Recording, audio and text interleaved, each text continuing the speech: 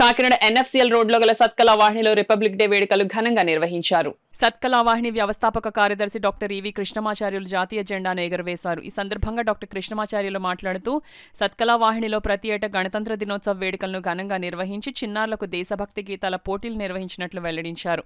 ఈ కార్యక్రమంలో సత్కళ వాహిని సభ్యులు కృష్ణంరాజు, పుచ్చికాయల చంద్రమౌళి, కూచి భాస్కర్ రామం, డాక్టర్ గరికపర్తి నమశివాయ, కుంచికా లక్ష్మి, పలువురు సభ్యులు, మంజరి, సంగీత కళాశాల విద్యార్థులు పాల్గొన్నారు. 30 సంవత్సరాలుగా సత్కళ ప్రాంగణంలో జనవరి 26 గణతంత్ర వేడుకలు, ఆగస్టు 15 స్వాతంత్ర దినోత్సవ వేడుకల్ని మరి సాంస్కృతిక పరంగా ఇక్కడ ఏర్పాటు చేస్తున్నామని తెలియజేస్తున్నాము. ఈరోజు కార్యక్రమంలో భాగంగా ఇప్పుడే జెండా వందన కార్యక్రమాన్ని సత్కళ వాహిని సంక్రాంతి మంజరి సంగీత కళాశాల తరఫున దాని యొక్క నిర్వాహకులు ఒకరైన శ్రీ కూచి భాస్కర్ రామన్ గారు, రిటైర్డ్ బ్యాంక్ మేనేజర్ గారు ఇక్కడ ఆవిష్కరణ కార్యక్రమం జరిపించున్నారు. మరి ఈ కార్యక్రమంలో ప్రధాని శ్రీ సుబ్బరాజు గారు, డాక్టర్ గరికపర్తి నమశివాయ గారు, పుచ్చకాయల చంద్రమౌళి గారు, ఈ కుంచికా లక్ష్మి గారు తదితర సభ్యులు ఈ కార్యక్రమాల్లో పాల్పంచుకున్నారు.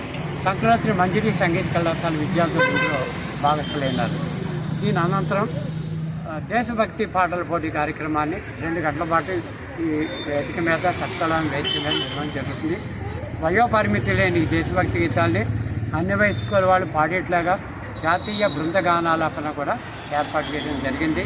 మరి ఈ కార్యక్రమాల్లో సాయంత్రం వేళ 6 గంటలకు దేశభక్తి ప్రబోధిత దీపాంజలి కార్యక్రమం, వందే మాతరాంజలి అనే సంగీత నృత్య దృశ్య రూపకాన్ని, మరి దాంతోపాటు ప్రముఖ సినీ నటులు డాక్టర్ ఎన్టీ రామారావు గారి ప్రతిపాదనలో శత జయంతి నివాళులు ఇటీవల ప్రపంచవ్యాప్తంగా జరుపుకొని ఈ సందర్భంలో జనని జన్మభూమి అనే ఒక కాన్సెప్ట్ని మరి సంస్థ సభ్యులు, నటరాజ కళామందిర నిర్వాహకులు పుచ్చకాయల చంద్రమౌళి గారు ఒక అభినయాన్ని చూపిస్తారు.